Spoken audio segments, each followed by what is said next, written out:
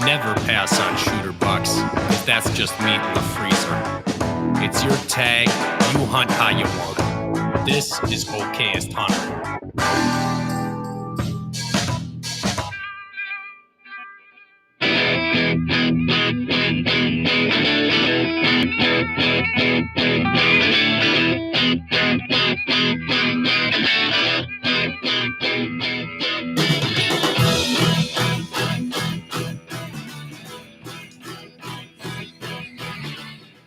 What's up, everybody? Welcome to the Okayest Hunter podcast. We're coming at you from the Okayest Hunter podcast studio here in Oconomowoc, Wisconsin. We got a lot of folks in the Midwest that tune in, but we got people from all over the country, as I understand it. So if you're not from here, welcome. If you've never listened before, welcome to what we call the shit show.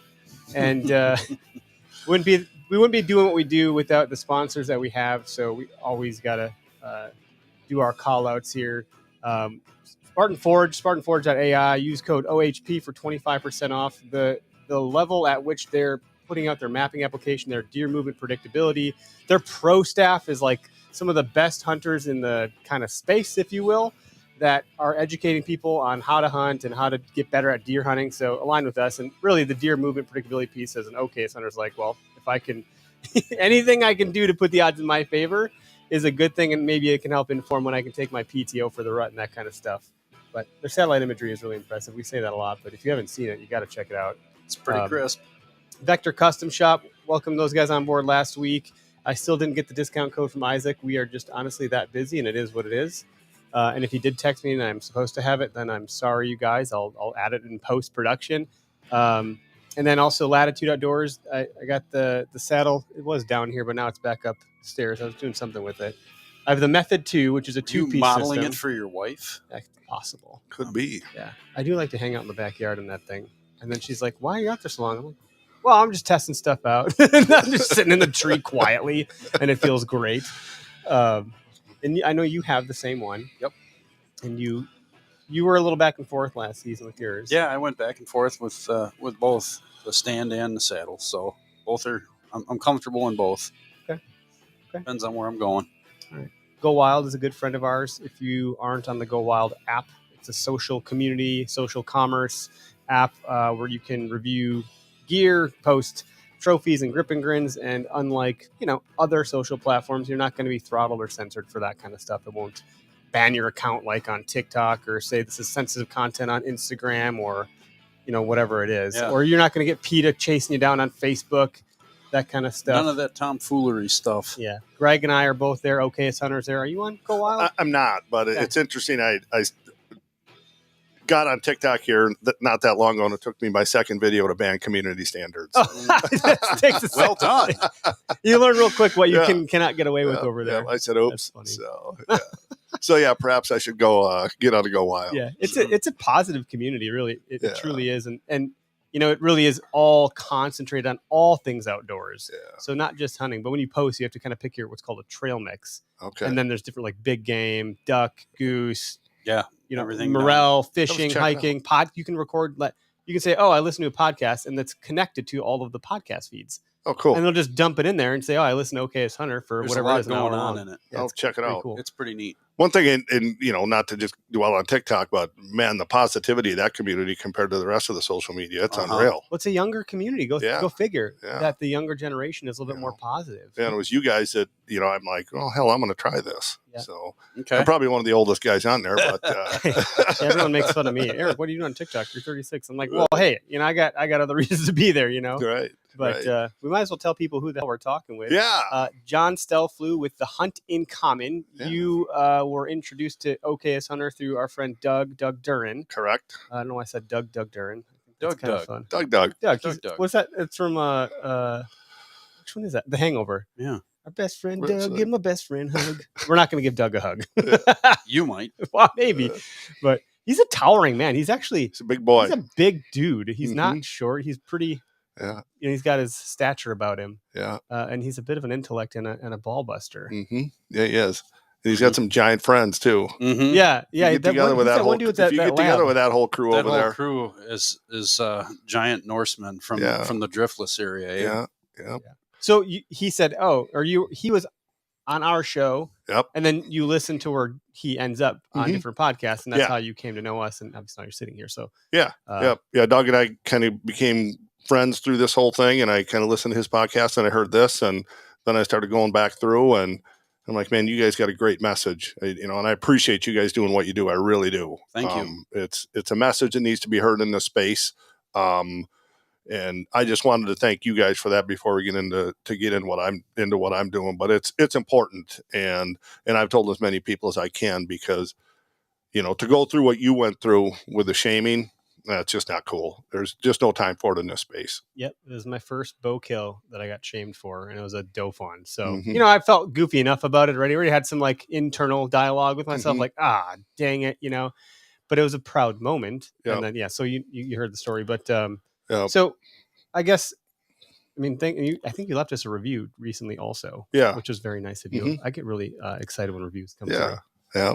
I say screenshot. I send them to Greg and Tyler and Yeah. Derek. I'm like, look at people listen. Sweet. It's All right. good That's that we come one. here every Tuesday. Yeah. Well, and look, I chuckle at the screw ups. I chuckle at all the okayest moments, man. Mhm. That's what I love about what you guys do, and I'm thrilled to be here. And we're in this hunting and fishing space, and I spend a lot of time fishing. We spend way too much time on perfection, and in my opinion, we spend way too much time on perfection and size and big and ego and all that kind of stuff. And you guys are stripping all that away, and I think it's cool as hell. Yeah. I really do. Humor is a good tool to use because it's not as abrasive as like a hammer, right? Hell We're yeah. not trying to combat it fire with fire, but we're trying to show the lighter side of things, and that kind of melts away some of those layers. It's kind of like breaking bread. You can't be mad at someone you're sitting there eating food with them, especially if you got starving bellies. Or having a PBR with. There you go. Right. Like pork chop in a can. I guess that counts for something. You betcha. Yeah. But so Yeah. As I've gotten older, my message and my thought process every time I go in the field is the experience is more important than the end result. And I keep that front of mind, not back of mind. I keep that front of mind every single time I go in the field. Because I'm just thankful to be out there, whether I'm hunting, whether I'm fishing. Thankful that I have the ability to, not only the financially being able to do it, and the support of my wife, who I always want to thank her every chance I get when I'm in a situation like You this, because we've been together 33 years. And if it wasn't for her, I wouldn't be doing any of this stuff. So God bless her. Thank you, Carolyn. And so anytime I'm out there, I'm just thankful to be on the front deck of my boat or up in a tree stand or in a turkey blind. It's just the experience is more important than the end result. Well, you said when we were kind of getting started here that you were listening to like Mark Kenyon's podcast and Mediator Mhm. and some of those, and I didn't realize. So we got to be on Wired to Hunt a little bit ago. Mm-hmm. We've had Mark on here before, but I didn't know that Mark interviewed Ryan Holiday, who is a modern day Stoic philosopher. I've read every one of his books. One of Mhm. them is Stillness is the Key. So when you talk about the experience being more important than the outcome, to me, that's stillness is the key. It's being still and appreciating the moment that you're in, Mm-hmm. and not thinking about what's going to happen next necessarily, and not ruminating on the past, but taking a second to like the sun is coming through the pines and the wind is whistling through that, and the woods are coming to life, and those types of things. We take a lot of that for granted, and I think as we're getting older, we're starting to just appreciate the fact that, hey, we're here. Mm-hmm. We're here now, and maybe tomorrow we don't wake up and we don't get to experience that again. Mm-hmm. Yeah, as you get older, people start to perish, and you're like, holy crap, I'm not invincible. This could be me. Right. So it gets like alarming. You have to start to kind of reset your expectations and what you think about things. At least that's how I feel anyways. Yeah. Same with me, and I don't want to say I'm on the backside of life, but I certainly am probably over the halfway point. So Over the hill, as they say. I would have I'd have to go to 107 in order to double up where I'm at now. Right. So, and hell, if I do that, so, that'd be great. But, Well seasoned. yeah, but it's as I've gotten older, as my kids have grown and gone, as my dad passed, as hunting camps have, come together and broken, which look, that's part of hunting, man, I carry around all those memories of the turkey camps and the deer camps and the fishing trips. And when I had my guide business for muskies, I carry around all those memories, and no matter what happens, man, nobody can take those memories away from me. And that's important. And that's one of my goals with the Hunting Common, is to be able to pass that on to people that don't have the ability to hunt and fish like I've had. Sure. That's my number one goal, is to hopefully get other hunters into this, and they have the same memories and when they're my age that I have now. Yeah, it's indelible to have those memories. I've not always said, but I've often said, if there's a kid playing a video game, let's say it's Call of Duty or where the hell they're playing these days, Roblox, I'm not sure. I don't know. The biggest memories inside of that console on that screen won't be remembered at all. It's like, it's not something that's stuck in your brain, but even the smallest memory outdoors, catching a frog, Mm-hmm. like will stick with you forever. Mm-hmm. And that's interesting. And I think that's why the kids should have some more exposure to nature in different ways. And that's hunting or, whatever the gateway is to that. Maybe it is catching frogs or tadpoles or turtles. Mm-hmm. We caught a big old snapper crossing the road the other day. My kids were like freaking out about it. It was awesome. We saved a painted turtle the other day before that. And they're like, what's with all the turtles, Dad? I'm like, we got to save these turtles. I love saving turtles. It's that time of year. It is. It really is. Yeah. I remember we got chewed out a little bit for helping a soft shell into the lake, but it was laying eggs. So we're like, oh yeah, I guess we didn't save it. We might have caused a problem. It's funny. It's like right down the road from that same spot, there was a pair of them in the gravel shoulder doing their thing. Oh yeah. Yeah. They were both digging holes and laying eggs. Yeah. So, right by the pretty road. cool. So tell us a little bit about the Hunt in Common, the mission, kind of where you're at, how you got to where you're at, the agenda, the all of that. Like, let's just start from. Yeah, it's a lot. I asked questions in like fives. Yeah. Which is fine because I'll just roll with it, right? So it all started through a podcast that Ben O'Brien had, and if you don't know who Ben is, he worked for Meat Eater for a number of years. His podcast was the Hunting Collective, and I became a real big fan of the Hunting Collective podcast because Ben was not afraid to tackle the real tough issues, right? And Ben always talks about exploring the shadowy corners, right? And so I really enjoyed his podcast. And he would spend the first 15, 20 minutes reading listener emails. Okay. Oh, that's kind of cool. Yeah. Yep. We don't get any of those. So. I'll send you one tonight. Who wants to send us I gotta write that down. Yeah, you got one. But he would, spend time reading listener emails, and a lot of it was reaction to last week's podcast. But this one email came from a gentleman by the name of Juan Carlos. And Juan was out east, I think Smoky Mountains or someplace. So if I got Juan's location, if I got that wrong, I apologize. But he needed a mentor. Mm-hmm. And he said, hey, love your show. You wrote in looking for someone to help me, learn to hunt. So Ben read that on the podcast, said, hey, if we got anybody in Juan's area, let's get him out in the woods. Well, several people connected with Juan. They took Juan out in the woods. And they took Juan hunting, and then they wrote back into Ben. Ben read that on the air, and he kind of chuckled and said, "Oh, we have our first regional chapter of the Hunting Collective." Okay, sure. So it was at first it was very much tongue in cheek, and then he said, "If you're interested in being a leader of a regional chapter, write in." And I'm going to get into a little bit of history of how I ended up writing in, but I've had 40 years of hunting experience. Okay. I just touched on it a little bit with the turkey camps and the deer camps I've been in. And my girls are grown and gone. My father's passed. It was time for me to give back. And I've always liked helping others out. For many years, I was a hunter education instructor when I was younger. Then for a number of years, I had a guide business, muskie fishing guide up in northern Wisconsin. I always enjoyed, teaching people and helping people.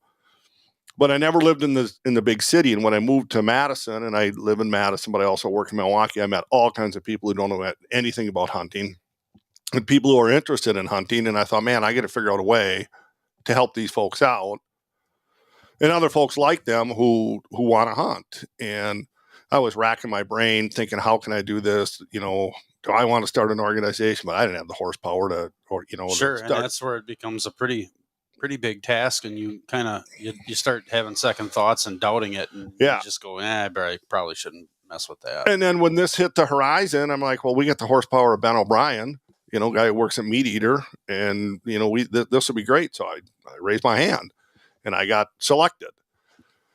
And then as those chapter leaders, I think right now we're at 42 chapters across the nation. I'll get into that stuff a little bit later, but as this thing started, it was real loose. I mean, it was. That's how it has to start, right? Yeah, we were just Facebook pages. We got to get some validation. Yep, we were just Facebook pages, and this thing not overnight, but I would say within the course of a month, probably from about mid-April to mid-May, basically a year and a half ago.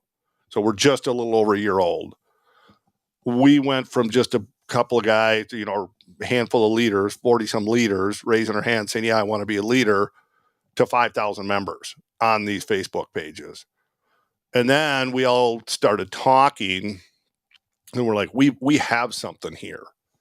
And Ben started to talk to folks in the hunting space because of who he knows. And they all told him, and I said, yeah, you guys really have something here. You need to harness this. This is lightning in a bottle. You guys need to harness this thing. And so we formalized, man, and we're now a licensed 501c3, and we've got officers, we've got board members, we're nationwide, and we're really getting this thing off the ground and really going to kick this thing into high gear soon, where the website's going to launch. So it's taken us a little bit longer than I would have liked, but the big reason for that is just how difficult starting something like this is and corralling this. And well, everyone in a small organization, whether that's a startup or a nonprofit, you're wearing a lot of hats, and you're usually doing something else still, which makes it really hard, and it extends the time. And we all got full-time jobs, and missing deadlines was very, very common for each and every one of us, just because, we got full-time jobs. Yeah. Sorry, guys. I gotta, do this presentation or meet this client or get this thing done. Family things come up too. Yep. All kinds of stuff, Yep. But yeah, right now we're on the verge of launching. There's a website out there now. It's a huntingcommon.org. It's a splash page. You can go on there and put your information on there, but within a week or two, we're going to have the full-blown website up. Probably 2 to 3 weeks, we'll have the full-blown website up. And that's good. It's right before hunting season. Kind of, right? Like it's going to get here quick. Well, yeah. Out west things start in August, Yep. So yeah, we'll have the website up and running here shortly. We've all looked at proofs of it. The framework's done. We just got to put some finishing touches on it. So excuse me, but it's been a lot of work. It's been a lot of work. But that's kind of the footnotes, the framework of it.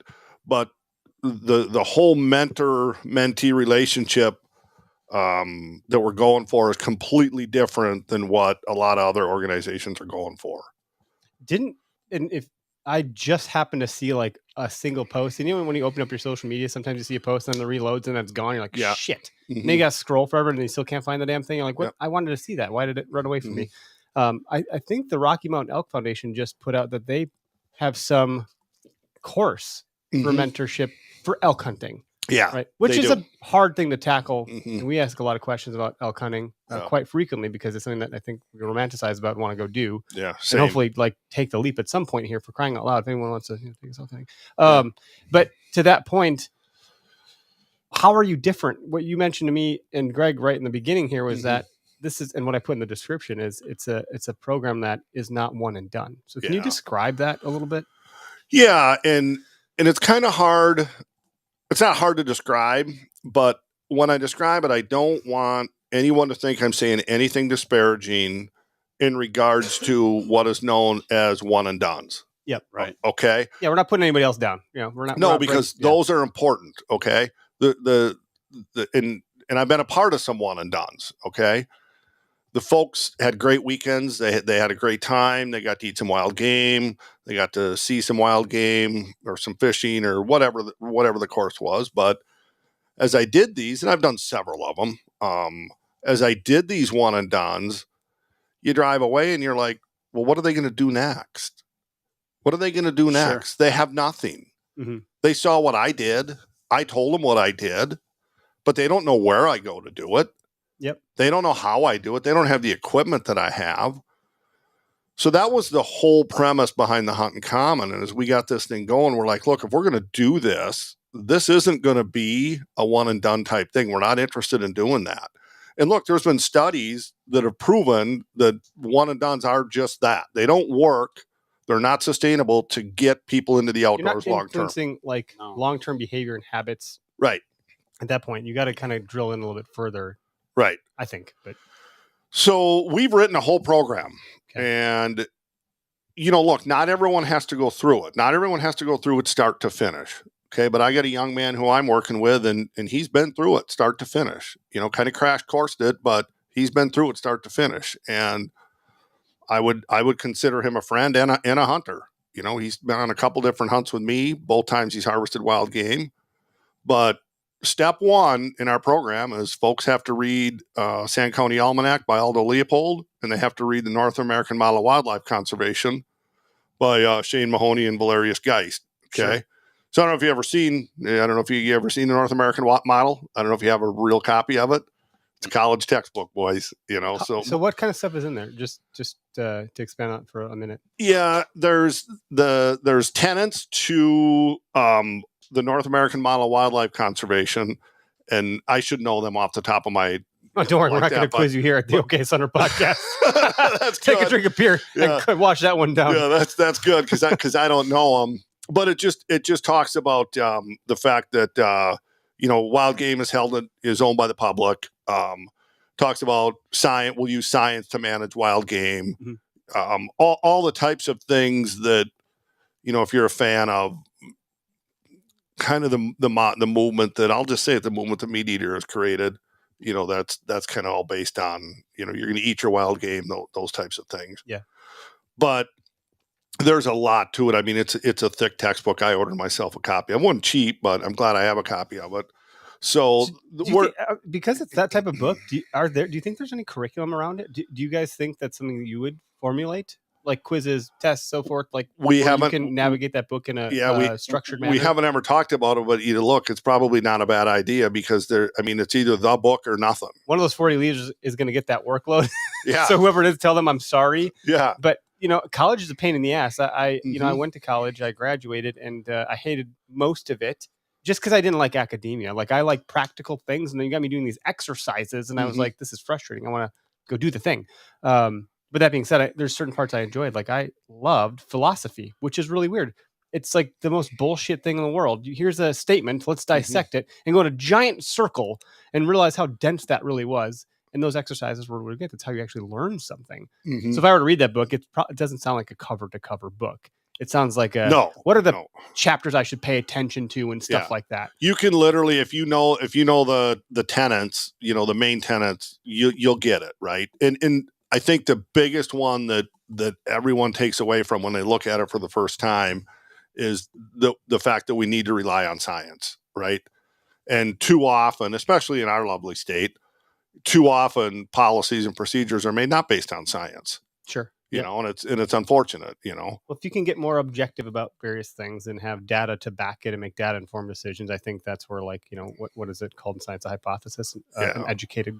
It's not even an educated guess. Mm-hmm. You're collecting some data, and then there's a community of peers that review it to validate. Oh, is that good or not? Let's test it also. Yep. So that's interesting. Yep. And so then that's the first step, and then we move them all the way through from seasons to game identification to preseason scouting to stand selection to actual hunting, and then if we're lucky enough to harvest game.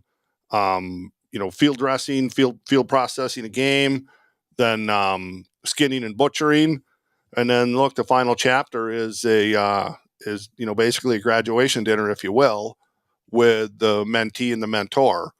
And my mentee, his name's Andrew. I took him last year. We went turkey hunting the first time. He's got a really interesting story. And do you mind if I tell it quick? No. Go. We got time. Yeah. So he's got an interesting story. I met this young man years ago, probably 5-6 years ago, and he wasn't a hunter. And I was sitting.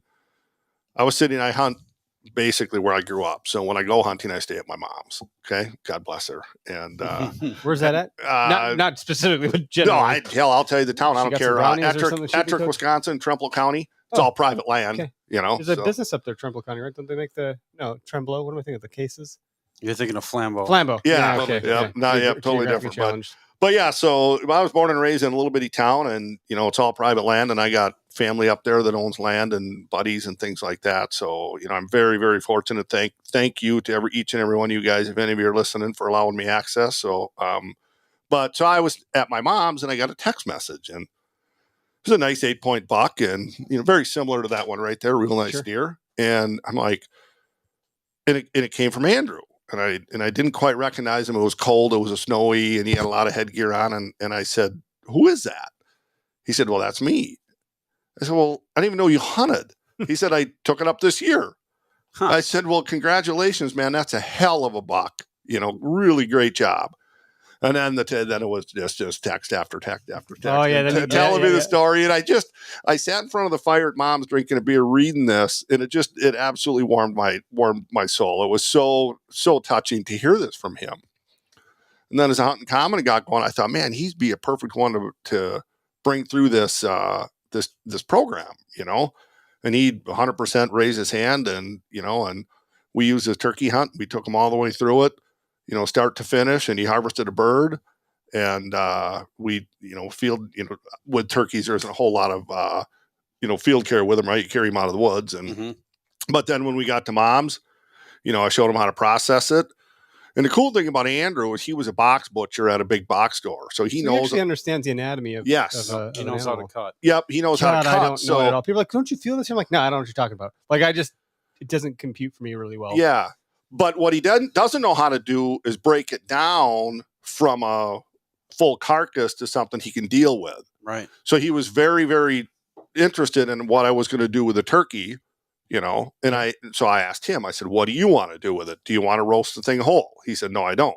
I said, "Well, then we're going to skin it, and then you'll be able to see what you're doing." Out. Yep. And then we did, and hell, he took over, That's cool. Yeah, he knew his way around a blade pretty well. Yeah, he took over. I love watching those guys work, man. Yeah, I did one, just one breast, and then he took over, got the breast, the wings, thighs, legs, and neck if you want it. Yep, and then I'm like, "Look, man," I said, in my opinion, one of the most special treats for with wild turkey. I don't know if you guys do this or not, is a heart and liver.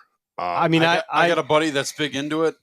He cooked it and I tried it, and it wasn't bad. I've had duck hearts, I've had duck livers. Yeah. Those aren't bad. I wouldn't say it's like my favorite thing to eat. Yeah. Everybody's different though, right? Yeah. And gizzard too. We tried the gizzard, and that thing was so dang tough. Yeah, that's the thing with the gizzards, are so tough. But I wouldn't know. I haven't gotten a turkey. I'm a liver. Work very hard next year. Yeah, I'm a liver guy anyway. But the wild turkey liver is one of the most tasty livers I've ever eaten. And so we cooked that up. Andrew, myself, my mom, just lightly floured it, sauteed it with some butter and onions. Sure. And I got one little piece of it. Gone. Andrew's bird. Andrew ate it. So yeah, that's great. Yeah, it was really cool. I got a picture of him, and I was, after he shot the bird, we were down hunting, and I was kind of taking everything down, and I get a picture of him, and he's leaning down on, kind of crouching on the ground next to the bird, and he's kind of got his head almost resting on his knee, and he's just got his hand on the side of that bird, and he didn't know I took the picture, and it was just, you can just clearly see him paying homage and respect to that bird. Yep. It was really. We went hunting with Mitch. He got that doe, and he did. He literally thanked God for that that bounty. He did. He thanked God, and he thanked the deer for it. Mm-hmm. It's pretty cool. I think that, just as a quick, like, not an aside, but an additional note, I think I've brought 6 or 7 different people into hunting, and a few of them have done well and have continued on with it, and now are like doing another. They'll call me, they'll send me pictures, all that kind of stuff. And one of my friends, Clayton, he's from here, but he married a gal from Michigan, so they're there with their family, and it's where they chose to plant roots. But he still comes here now for deer hunting camp for gun. And the first doe he ever got was on public land that we picked out the spot for him, and he's in this zone where there's no coverage for cell phone service at all. And so Mike and I were kind of like, we should probably go check on him and see how he's doing. So we, head over there, and he's standing in a spot, just kind of like pacing a little bit. "What's up, man? How's it going?" He's like, I think I got one. I'm like, what do you mean you think you got one? Did you get one or what? He's like, well, I saw some come through this morning across the creek on the other side of the opposite ridge. He's in this V kind of along this creek bed. And he's like, I shot and then I think I missed, but I think she just kind of fell over. I'm like, well, that means you got her. Let's go look. And we go over there and we couldn't find the bullet hole at first. And I was like, what'd you do? Scare her to death? Like what had happened? We eventually found it, but it was really weird. We're like, what did you do here? And but then at that point, I showed him how to gut it and some of the field care stuff. And I said, well, I'll gut it for you. But I tell you what, buddy, you're dragging this thing out. Right. And that was where he's like, man, this is difficult. Oh, yeah. Well, then the next time he came up with us, he got his first ever buck, which is now mounted. And it was a beautiful buck, a 10-pointer. Oh, wow. Real thick brow tines, like a huge trophy for this particular plot of land that we're hunting too. Like, I was like, oh my God, that's, he had texted like, I got one. I said, what'd you get? And he said, a buck. I said, oh, cool. And then he sends me a picture. I'm like, whoa, dude, that's a buck. So just super cool that now he's gone twice and deer both times. And he's like totally infatuated with hunting now. That's awesome. So anyway, just seeing that stuff, hearing that stuff, there's pride that comes from I wouldn't say it's like being a parent, but it's kind of like you help someone get to something that we know we love, Yeah. It's a reminder as to why we should like be open about this stuff and not be guarded. Right. In chatting with Andrew said it best. He said, look, there's 3 barriers, man. It's access, knowledge, and equipment. Mm-hmm. It's well stated. Very well stated. And he said, I might add community to that too. If you don't have a strong community, it can be hard too. Yep. He said, I would have never harvested a turkey had it not been for you. Because I got him access, on a private farm, in, Trumpeldor County. I had all my gear, which is fine. And, I utilized, my knowledge and, but hey, look, man, he still executed, and he sat 4.5 hours in a turkey blind all morning. Never heard a gobble, just getting ready to move. Yeah. We didn't. We went at the latest possible time. And some years you hear gobbles on the last weekend and sometimes you don't. Yep. And we just happen to be in the worst place we could be. Yep. So he and then we heard a couple of gobbles, and I said, I think those birds are close. I said, I think they're coming down the high line, and the next thing you know, they were in the field and walked right in the decoys. Oh, that's beautiful. Yeah. So it was cool, but that was one of my fondest memories in the outdoors. Was taking him on that hunt. And then we also did a squirrel hunt this year. That was a hunting common outing. We called it the Squirrel Fest. That's fun. Yeah, squirrel hunting is just fun. We just had a ball. I think we had 6 or 8 hunters out there, and we broke off. We had 6 because we broke off 3 and 3, and just had a ball chasing squirrels. Tony is he's a member. He's one of our most active members on our page, and he's likely going to step in and help out with some leadership things. Well, I'm going to have to step away from the Wisconsin chapter probably and do some more work nationally, help out some of the other chapters. So I'm going to probably turn it over to Tony, and which he's fine with that, and he's the right guy to do it. But we did a squirrel hunt on his place. He's got a really nice, beautiful little property. Him and his dad, Richie, do, and we did a squirrel hunt over there in a chili feed, and just a beautiful October morning, and. It was just a blast. I think we ended up with 4 squirrels, and Andrew got to take all those home with him. He got a couple of them, and then the other guys were like, "Look, man, take these home and feed your family." And he sent a picture that night.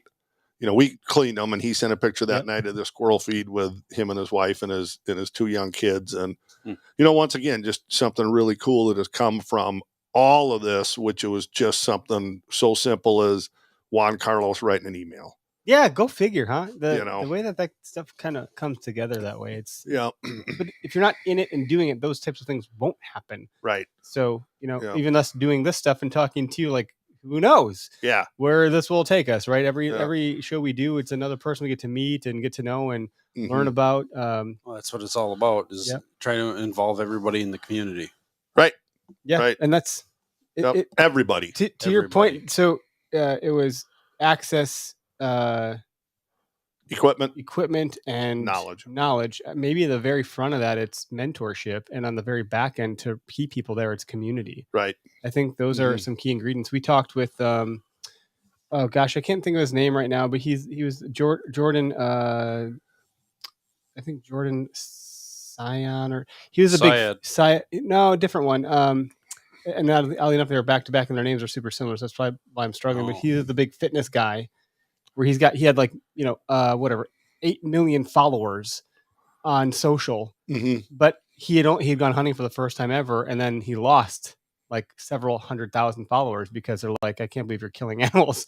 Right. But he's like, well, I mean, I really want to, like, he talks a lot about your relationship with food. He's like, I really want to know where my food comes from, and I want to participate in that. So he went hunting, and he was new to hunting, and he didn't have a community there to then support him. Yeah. So I think, bringing him on our show and kind of introducing them some things, hopefully that's helped him a little bit. I remember that show. And I enjoyed that episode because it was cool to hear him. He's not a hunter. So the way he even talked about things, the terminology he used, the vernacular and all that stuff wasn't how like us hunters would talk about it. But it's good to hear that other perspective that, look, not everyone knows this stuff. We take it for granted that we've been doing it for so long. Maybe our grandpa taught us, or our dad, or our uncle, or whatever. It's like some people just learned about it yesterday. Right. It's very interesting. One of the turkey hunts that I mentored this spring, I did a bunch of them this spring. But I had a gentleman who it was his first hunt ever. And I mean, to give you an idea how green this guy was, he missed the target with a full choke 20 gauge at 20 yards. Ouch. Missed the whole thing. Missed all of it. So what happened? Didn't know how to shoot a gun. No. Yep. Didn't know how to shoot a gun. Didn't know how to aim it. Didn't know how to aim it, which was fine. And so I watched him. I talked him through it. Fourth shot. If he doesn't have mentorship, like, that's not happening then. Yep. You're not going to go to a gun range. That's an intimidating place to go if you've never shot a gun. This guy was so intimidated by what was going on around him, and we just had to make him comfortable. We just had to make him, understand that it's okay to not know this stuff. Yep. It's okay to not know it. Yep. And with the group of guys that were there, I mean, there was myself. I've been hunting for a better part of 40 years. There was another guy who was just about the same. There was another guy who was probably 50 years. So, I mean, we had some, there was just a lot of experience, And this guy, I'm like, don't be nervous, man. It's okay to not know this stuff. That's what you are here for. Yep. We'll teach you. Who cares if you can't make that demeanor in and of itself is what helps so much, because you need to feel comfortable, because it's a vulnerability at that point. Yeah. No one wants to go do something they've never freaking done before. I suck at golfing. Am I going to go golf with them? You know what's just going to suck for me? Right. And they're like, Jesus, man. But if someone said, hey, let me show you how to swing a little bit. Keep your eye on the ball. You want to hold it like this, lock your thumb, whatever it is. If there's not someone doing that for me, I'm going to say, you guys are assholes and I'm out. Yeah. But usually someone's going to be helpful enough, or the group will be, to get you there. You need the right community around you. Yep. And again, Waddell talked about this, walking to a snowboard shop. Yeah. And compared it to an archery pro shop. Yeah. There's someone walking to a pro shop that's going to get shit on for this. Yep. So him and I hunted, and he hunted his ass off that morning too. I mean, I give that young man credit, for never ever going in the woods ever hunting before. We hiked up. It was in driftless country. We hiked, and it was steep. We hiked up this hill at 4:30 in the morning, and he kept up, and it's dark, and he did a great job. And we climbed in the blind, and we sat there, and it was one of those mornings where just about everything went perfect, man. The birds started sounding off. They hit the ground. They were gobbling all over. I called into Tom. I called him in once over here, and he never showed himself. I called him almost directly behind us. He didn't show himself. And then the third time I called him in, he couldn't have been just me on the other side of your wall when he gobbled. Sounded like he was in the ground blind with us. And we never saw that Tom. But he didn't care. He said that was the coolest thing I've ever seen or ever heard. Yep. And I said something to him in the blind that morning, which I thought was pretty interesting. And we talked about it. It might have been at the start of the show, or before we were recording, just how we take a lot of this stuff for granted. I said to this young man, I said, look, you spend most of your time in the city. He said, yeah, born and raised Chicago suburb, live in Madison. And he said, I get to some of the parks and the preserves, but he said, this is really my first time in the woods. I said, when people drive by the woods and they look up on a hillside from the road, they think the woods is this quiet, dark, desolate place. This is as the sun was coming up. I said, I want you to do me a favor. I said, just sit here and listen.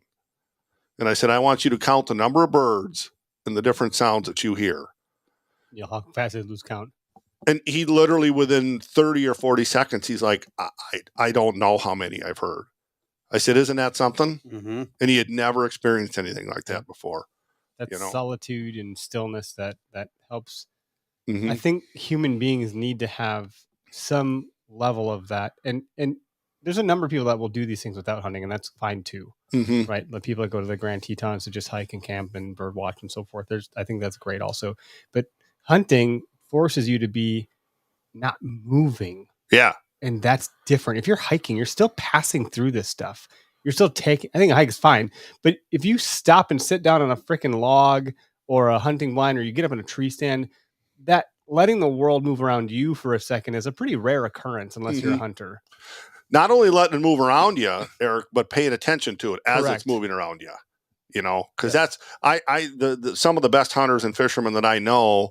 The reason they are that is because they understand what's going on around them when they are in the outdoors. I think it's great. I mean, some of my best experiences turkey hunting were, didn't shoot a bird, came close, but I had all the hens right there at my feet. And there were more than, there's probably a half a dozen to 10 of them. And there was a rainstorm coming. Mm-hmm. And I could hear them clucking and purring and making all the different sounds and vocalizing and just watching their body language. And it's like, they were there for 5 minutes and all of a sudden it's like, shit, they're going to lay down and take a nap right here because the weather's coming in and they're not going to want to move around. And sure enough, they all bedded down around my decoys. And here I had like 10 hens, and then the gobbler was just off to the edge of the field sounding off and gobbling, trying to get him to go over there, and they didn't want to. Sure. So you could tell he was frustrated, and he kind of came back, and then the rain came. Mm-hmm. And then he just kind of tucked his head under his wing and just sat there, and we waited it out. It rained hard for about 10 minutes, and then it cleared. And then the hens got up, and they did their scratching around, feeding, and then that gobbler closed the distance and came closer to me, and then I shot right over his back. So that's good stuff. Okayest moment. But you know what? I got to hear vocalizations of real live hens and how they sound and the noises they make, and I'm able to, duplicate that. Mm-hmm. And it was pretty educational. Well, in prep for turkey season for me, I went and bought every call you could find. I got crow calls and owl calls and squirrel calls. And I was like, Greg's like, you didn't bring all that shit, man. And I was like, but it's so much fun. I called in crows the other day. My wife's like, wow, I can't believe that worked. But now what? Like, what do you think they're saying? I was like, well, I don't freaking know. But they seem kind of upset. Like, we were on a hike and, I was going crazy. And all of a sudden, they all flew in. I was like, I feel like a sorcerer. This is great. Having that feedback is really fun. I think one of the greatest letdowns in the turkey world is that you don't need all the calls. You don't. You don't need to know that many calls. You sound at least like two different hens. Yep. If you can sound like two different hens, that's all you need to do. And you really only need to yelp and cluck. That's really all you need to do. It's the biggest letdown. Got the gobbler, It's the biggest letdown in the world of turkey hunters. I'm like, that's all you need to do. Yeah. Our buddy, we went to a shoot at our buddy Anthony Heller's with Deer Vein. He's got a property with 110 acres, I think. Yeah. Out in where the hell would you call that at? Like Dodgeville area. Okay. Really diverse property, really fun shoot. Well, we had Matt Strime. I killed a turkey in the state park over there. Oh, Governor Dodge, right? Yep. I was there camping with my wife right after some like straight winds or tornado blew through, and it was decimated. In fact, I think at the time Walker was the governor, and he came in with all the black, whatever they were, Suburbans or Tahoes, and we're like, he's assessing the damage. Yeah. It's kind of crazy. Beautiful park. But we brought Matt Strine with us, who is the co-founder of Weathered Oaks Game Calls. Okay. And he gave us he gave me a pot call. I think he gave you some things to test too, but he branded Okayest Hunter and you start to turn this is freaking cool. So my wife's like, are you going to do this all the time? All the time, baby. I'm like, you know how much fun this is? And so then I got another diaphragm call. I bought another one for her. And I said, because she was making fun of me for gagging. Because I was like, I put it in my mouth. I'm like, Jesus, how do people do this? Right. And I had to like trim it down. And I got used to a little bit and it was fine. Then she put it in her mouth and I was like, see, it's not just me. Right. And then she's like, how did you do that? I'm like, well, you practice a little bit and you'll figure it out. And I'm certainly no pro, obviously, but even her just doing the diaphragm call was like, lots of fun. This is fun to do these things together. Yeah. We can call each other here now. It's kind of fun. Yeah, and that hunt that I did with that young man, he just couldn't believe how the vocalization and how that turkey responded to it, and just what he did. He came in, and I think if you just hindsight, man, then this year was a tough one for me. I mean, I killed birds over decoys, I killed birds without decoys, and man, it was just kind of a 50-50 crapshoot all year long as to what the hell I should do with decoys or not do decoys or whatever. And I did have decoys out that morning. And of course, every time you don't kill a bird and you have decoys out, you say, I shouldn't have had the decoys out. And every time you don't have decoys and you don't kill a bird, you say, I should have had decoys out, So I don't know if that made a difference or not, but that bird came in 3 different times and just would not come around the backside of that blind, Right. I didn't know the land, I lay the land that well, and I had the blind kind of set up and not kind of, it was in a wrong spot. I should have been farther up the hill. Had I been farther up the hill, we'd have killed that bird. Interesting. Yeah. Well, hindsight's 2020. Yep. But we got some fun comments. I want to take a second to just read a couple off so people know that they're heard. Smacking Outdoors, our buddy Doug over there said, what's a listener email? So that was from before, which, yeah, Doug, I'm with you there, buddy. And then it looks like you got a current member of the, I didn't know you guys had a Canadian division. Yeah, we got guys. That's one of our best chapters. And actually, they have an Instagram feed too. Yeah. Yep. That chapter's led by Dave and oh God, I'm going to forget his name now, and I apologize, but they're great. They're great leaders up there. Cam Reimer and great leaders up there. Those guys are doing a hell of a job up there. They just did a bear hunt, spring bear hunt. They had a whole group of guys in on a bear hunt. So cool. It's interesting. Like, we keep getting messages from people in Canada, like, can I buy your stuff? Can you sell to Canada? And we just message our accountant and we're like, hey, can we sell to Canada? Like, what do we have to do here? We're waiting for one more response before we can light it up. And I'm excited to post the Canadian flag and say we don't sell to Canada. But why is it so hard to do deal in Canada? What we got here? Greg's pointing to something here. Yeah, it says he's Manitoba reps listening to the podcast while wearing my you even got a hat. How about that? There you go. So you must have convinced someone to buy our stuff. Right. Yeah. Cheers, fellas, for Midwest Mountain Outdoors, Hunt Works. Howdy, thanks for jumping in. Tom DeCray, he's a huge, you go on Go Wild, he'll be your best friend. He's great. Yep. We saw him at the trade show, got to meet him and his sons. He lives right here in town. So. Yeah, tell Joshua thanks. Tim Reimer. Good job, Joshua. Cool. Yep. I was just going to say something about that. Oh, so it's moments you missing that turkey and stuff. For those that don't know, we have on our website a section that's called okayest moments. And if you click on that, it takes a second to load because there's an iframe that populates on the page, but you can submit your okayest moment or story. And we've been getting a good chunk of them coming through. We share those on our weekly email blast. Okay. So if you're not subscribed to our email, you've never seen one of these. Mm-hmm. We shared one as a blog post because it's like a 10-minute read. This story is epic. Okay. It's the worst and best hunt of his life is what the article is titled. And this gentleman goes through and accounts for this, honestly, like the best and worst hunt of his life. Just chock full of errors, but opportunity. And therefore that's the balance, right? Like I never got the turkey, but I heard it and it was here. And that's good enough. And that's exciting. Yeah. You don't always have to kill something for it to be an amazing hunt. No. Sometimes you can blow an opportunity. No. But it's still, when you have an opportunity, that's affirmation that you did enough right. And then just fine tuning that stuff. It's like, well, I got to the green and I just got to work my putting game or whatever it is. I make golf references, but I'm not a golfer. Right. That hunt that we did that I took that young man on where I called the 3 birds in, we got back down in the morning. It was about 11 and a couple of people had some oyster mushrooms and a couple of morels. And they're like, well, there's tons of these up there. Huh. And I laughed and they took a side-by-side up there. And they filled the back of that side-by-side with oyster mushrooms. Wow. So right there. Yep. That's success right there. I found some pheasant backs. They were a little ripe, but they made great cream of mushroom soup. Okay. Nice. So. Nice. Yeah. Like something Greg will do. Every time I find pheasant backs, they're a little too far gone. Yeah. That's like one of the last mushrooms I'm really looking for. Yep. If you get them right. A mushroom? Yeah, if you get them right, I got them. That squirrel hunt that we did last year where Andrew got the squirrels, I found some really good ones. Even in September, those were phenomenal. Our buddy at Publicly Challenged, he's a huge forager. So I'm sure he knows what that is. I don't have a clue. Yeah, but yeah, that was, just a little bonus, that hunt was absolutely, just finding the mushrooms. But I'll end talking about that hunt with that young man with, when we got done hunting that day, I asked him, I said, do you think you're going to hunt again? Do you think you're going to hunt again? And he said, I'm not sure, John. He said, but this was really good experience. And the next day I got a text message from him and he said, hey, thanks for helping me. I really appreciate it.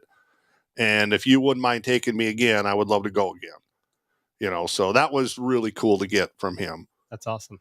So yeah, I'm hoping to get him back out, start with a small game hunt with him. And, here again, the guy is, looking for sustainable food because he understands that, where he's buying his food probably isn't the greatest place to buy it. There are enough social channels now, like Field to Fork and Forest, all these something to fork, right? Exist. And there's some great content producers that are doing a great job. Like some of that's part of like, an arbitrage of, oh, this brand needs content. They take pictures, blah, blah, blah. But in the meat of that for the consumer, there are good recipes and good things that you can learn about that stuff. Like the Meat Eater cookbook is actually great. And a lot of folks, you'll get that cookbook and then you'll get, I don't know, such a camera, are so excited then to, I need to go get a deer so I can try this recipe. Yeah. Like if you can up your cooking game, it changes your perception of what you can do here. It becomes a little bit more than all of the other things that make it so great, like the camaraderie and the experience and the stillness and all that stuff. Suddenly it's like, well, if my wife now likes venison, that's changed things because traditionally she's not or hasn't. And there's some stories that exist there. One time I went, I'll say a small aside. We went ice fishing and my wife was like, you know what I'm going to do? And I didn't know this was happening. I had no idea. So I went ice fishing with some buddies and they were in town. I was going to go ice fishing, whatever. And she's like, I'm going to make them venison stew. So when they come back home, they're going to feel like they're cold, they're tired, they're whatever, maybe they're drunk, whatever. And they're going to have this great venison stew. So she took a roast and she cubed it, which she didn't need to do. She could have just, glopped the thing in the crock pot and just let it go. Well, as a result, she's like, well, I tried to make you venison, but now there's blood everywhere. It looks like a murder scene in our kitchen, and I don't like venison anymore. I was like, damn it. Why didn't you tell me? I would have told you not to do that, It's like this really funny situation. But no, I agree with that. And, I'm fortunate. I'm usually able to kill a few does a year. And for the most part, I get less of the deer that I kill than my daughters get. So they just love it, which is good. But so back to the hunting common, just a few statistics. Yeah, please. So we've got over 5,000 members nationwide right now, and more than nationwide apparently, right? Yeah, Canada. We actually, gentleman in Australia has a chapter too. So, oh wow, jeez. Yeah. And again, the boys up in Canada are doing a great job. So 5,000 members nationwide. Those guys did a bear hunt. We did a squirrel hunt. We had a campfire last summer out at Doug's, and we had people there from California, Minnesota, obviously Wisconsin. AB came in from East Coast, Massachusetts, someplace like that. We had 35, 40 people out there for that, and that was really fun. We did the squirrel hunt. Then this March, one of our members, he owns a conference space over in La Crosse, and he donated that. That was Josh Gens. Thank you, Josh, if you're listening. And we had a really nice outing there. A fundraiser, had some food, gave away some prizes, gave away a member of the year for Wisconsin. Tony won that. So that was a really nice outing. We raised some money for the organization. And I kind of wished, and we're early on, but the only regret I have so far early on with the organization is we haven't kept really good track of the number of mentored hunts that we've done. Sure. It'd be cool to tally that up. But it's hard because it's so grassroots and we have so many people mentoring people all across. I bet you if you put a message out to everybody, you probably get that figured out pretty quick. It wouldn't take me long. Do it sooner than later before, it gets harder. It wouldn't take me long, but we're up in the probably 250 range right now of people who have been mentored by members of the Hunting Common. Yep. So and to me, that's important because we're not just a Facebook community. I think that's actually pretty critical to like the now that it's becoming more formalized and you get the nonprofit formed and you're going to like kind of get this thing tightened up a bit, BNI, Business Networking International, Yeah. makes you freaking track every damn lead ever. Right. So they can, which is fine, right? But they assign a value to it. And therefore they can say this chapter has raised X amount of dollars in revenue based on referrals, which is what they promote. And whether or not that's all closed business or not, it's just interesting. If you were able to say it gets complicated a little bit, is that different states have different licensing fees. But if you're able to say that this many dollars in licensing was purchased as a result of 250 mentored hunts, and you could assign that to various chapters, that's like pretty interesting to consider, holistically what you're doing for the community. And if you go to the R3 movement, the recruit, reactivate, and retain, you could really have a huge play in that recruitment kind of vertical where you're saying, hey, look at this many people, this many hunts, these many states, these are the dollars, right? Yeah. And those dollars had a trickle down effect into buying gear, buying this, buying that. Yeah. And so therefore, like hunting is now seeing an increase. And I think that's important because a lot of people think it's dying on the vine. Right. And the other thing that is happening with the Hunting Common is other organizations are reaching out to us to help them mentor. The young man I keep talking about that I took that had never hunted before, that wasn't a Hunting Common outing. That was a backcountry hunters and anglers outing. But because of the Hunting Common, I got invited to be a mentor there. Sure. So that's interesting. Yep. Yeah. So that like was a BHA outing. Yeah. Yep. And I've had some folks from Hunters of Color reach out to see if we'd be interested in helping them this fall if they need mentors, in which we absolutely are. I'll sign up for that one, by the way. I know. Please, more that we can do to help. Yeah, this is not about the Hunting Common being just it's us and us only, right? We're going to help whoever needs us. If we can send members to a National Wild Turkey Federation, to a Pheasants Forever, if we can send mentors out, we'll do it because we've got mentors. And that's what we want to do. Can dispatch mentors out to other organizations. I didn't even consider that for a second. There's, I think of like minor league and like silly, league like the Savannah Banana baseball leagues, right? Where how fun those guys are. By the way, it's amazing. And if you haven't read the book, but the dude in the yellow hilarious. tuxedo, like from a marketing standpoint, the guy's a freaking genius. He is. And I got to meet him. He's a seemingly good dude. Well, that's a whole other conversation we're going to have somewhere. He's great. But to that end, I think about some of these feeder things that are going on. So like I know Steph Busenbark with Woods and Water is doing a ton of stuff with females out in like getting them into archery. She's leading a lot of archery courses. I know that Archery Origins, our buddy Kyle Mendiola over there, some of these things are like really aimed at veterans and they're outfitting people. They have partnership agreements, or they're a 501c3 nonprofit, Archery Origins.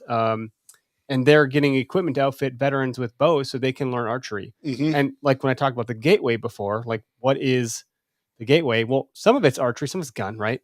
But now, what do they do next? Like, what do they do next? Where do they go? Do they get mentorship? How do they get the whole life cycle of the hunt all the way to I'm going to bring it to my kitchen and put it in a cast iron skillet or the grill or whatever it is. And then I'm going to want to do it again next year. Yep. So that's the key right there, Greg. That's the key is can we get them to a point, not only that they want to do it, but that the bigger piece is number two, they're comfortable doing it. Right. Okay.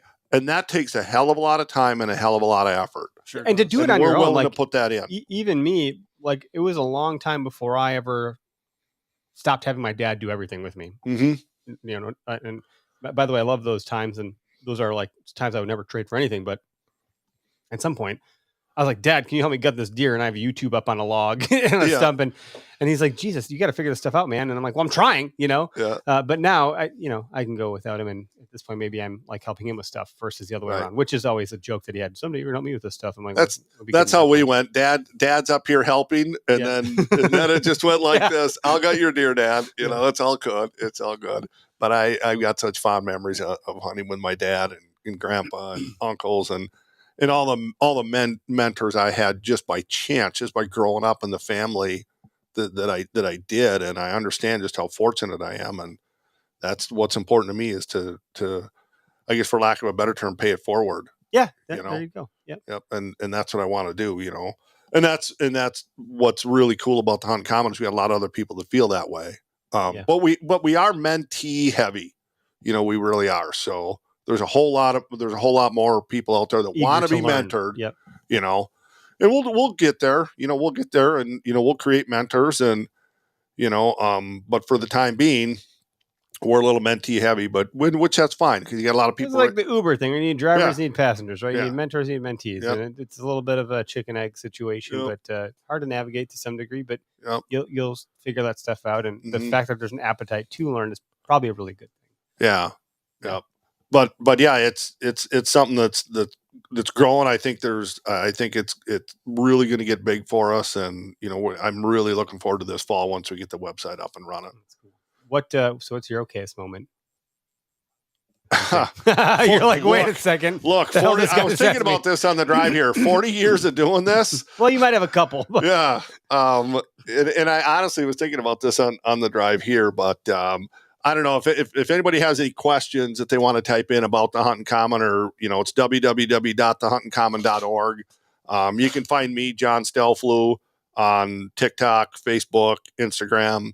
It's either John Stellflue or Jay Stellflue. So if anybody's got any questions, type them in. But my okayest moment. So, man, this one, and I'm not afraid to share it, right? well, no, at this point in your life, you're like, whatever. Right. This is about as bad as you get. So in a public parking lot not far from where we sit, I come out of the woods. It was the Friday after Thanksgiving, and there was a lot of people in the woods that night.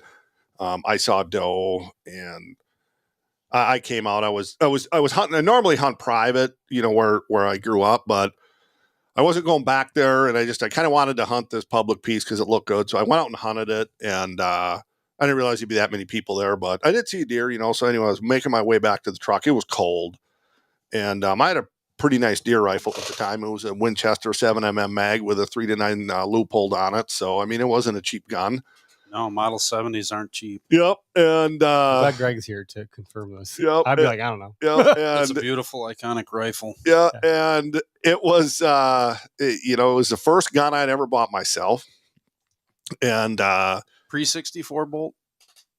no, So it's the same one my dad has. It's it's like almost a carbon copy of the Remington 700. yes, But yes, a little bit tighter, Yep. Much tighter yes, tolerances. yes, which is why I Good bought it. rifle. Yeah, Yep. which is why I bought it. My dad's got one in 264, so Yep. it's the little cousin to the 7mm. Yep. Same size cartridge, Yep. smaller bullet. Yep.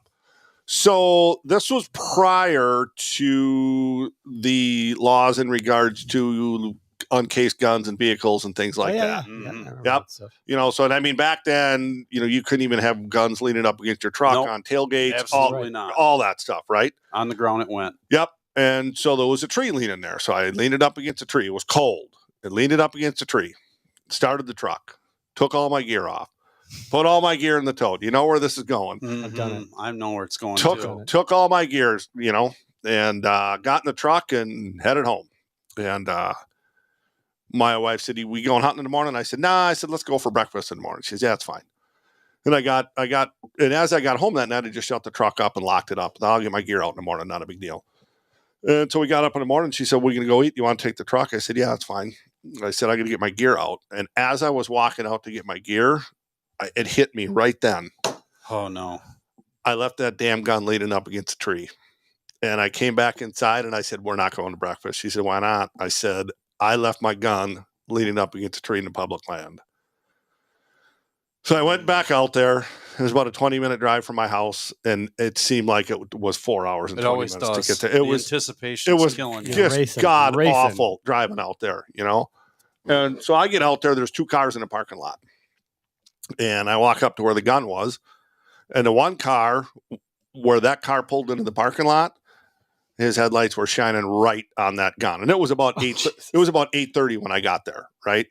So if they got there at 6 a.m, it's gun deer season, or 5:30 in the Mhm. morning, their effing headlights shine right on that gun, And I'm not saying these guys took it, but there was a gun case in there that looked like it still had a gun in it, and my gun was nowhere to be found. And I left notes on both windshields, said, I'll give you a $500 reward if you have it and you just want to give it back to me. Yeah. Never got her back. Never got Oh it back. man, that's brutal. So that happened to my dad, except he drove back and got it. And then the next year I did it, Yep. and I went back and got it.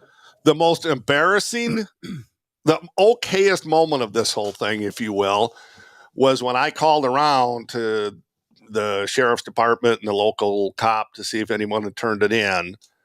The one guy said, "Why don't you call the Dane County equipment locker to see if anyone turned it in, or whatever."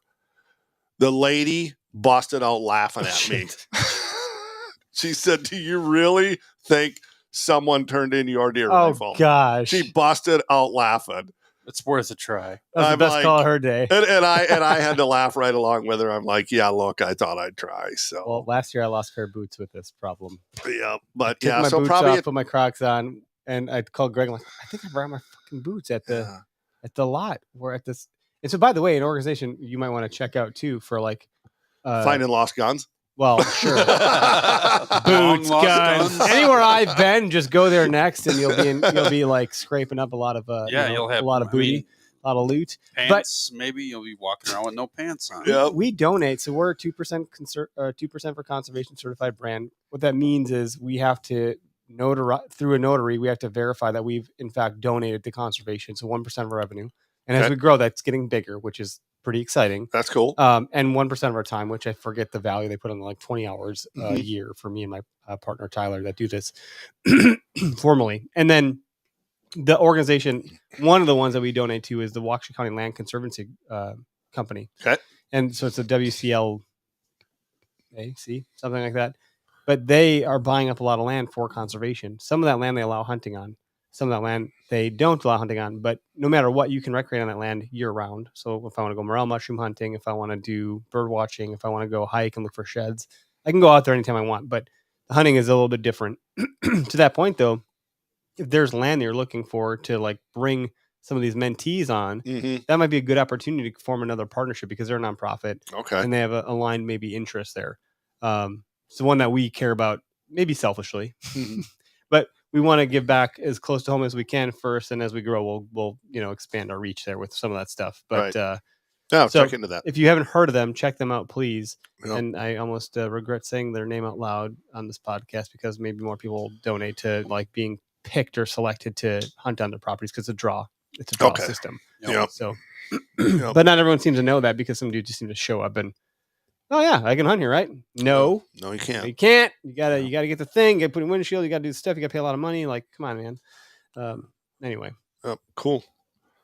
But yeah, so we're excited to get this website off the ground. Really looking forward to the hunts coming up this fall. Growing this thing and it's really good to have Ben's horsepower behind it, because he knows a lot of people in the industry. You've grown a whole bunch already, like I can't imagine where you're going to go from here with the formalization of this stuff and like really kind of kicking it off. I mean, ultimately our goal is to, get some, decent ownership dollars and hire an executive director. And, we've got lofty goals. We got lofty goals for this thing. This isn't, and, Ben cautioned me as we were doing this. He's like, John, you got to slow down.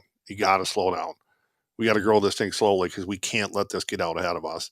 And I'm thankful for his guidance. That's a pretty good piece of advice. That's hard for some people to wrap that around because it's a good problem, one of those good problems to have in business. Yep. But if it does start to outpace you, it can create a problem that you can't recover from. Right. It's a tailspin. I watched Top Gun last night. And, if that thing starts spinning out of control, you might not be able to recover it. That's exactly right. Yeah. So that was great advice from him, right from the get go is to, just, hey, slow down a little bit, John. Well, we got a lot of growth already. Let's get our arms around this and then let's controlled grow smart. Growth is good. Yep. Yeah. Yep. Which is, there's a fine line of balancing act. Sometimes you just got to ride the horse, so to speak, and saddle up. And other times you can get the plane to cruising altitude and take her easy and start to deliver some nice cold beverages. Yeah. Yeah. And I think we're there right now. So I'm really excited. Well, cheers to that, huh? Yeah. We thanks. Didn't do the cheers in the beginning. Yep. Thanks for having me on, guys, man. I appreciate it. Yeah, you bet. Nice to finally meet you. Christ, we've been talking for a while, 3-4 months. So we had to reschedule because I was sick. I don't know what happened. It was a chaos for me for a little bit there, but you were very understanding. So thanks for the flexibility. All good. I'm glad to be in the studio. It's a very cool studio. So, man, I'd love to come back on, give you an update. Absolutely. 3, 4, or 5 months down the road. Yep. Great. Don't bring Doug with you. I'm just kidding. Right? That'd be a fun time. That'd be a fun time. Doug with him. Yeah, that'd be a fun time. little sharing the land, hunting. Yeah, common. that'd be a good one. That Yeah. would be good. That would be a long episode. You have to Yes, definitely it get in would. here, but Yes, it would. So well, thanks for tuning in live, and I'll end the live stream. As you all know, this will be produced tonight, so everybody have a great night.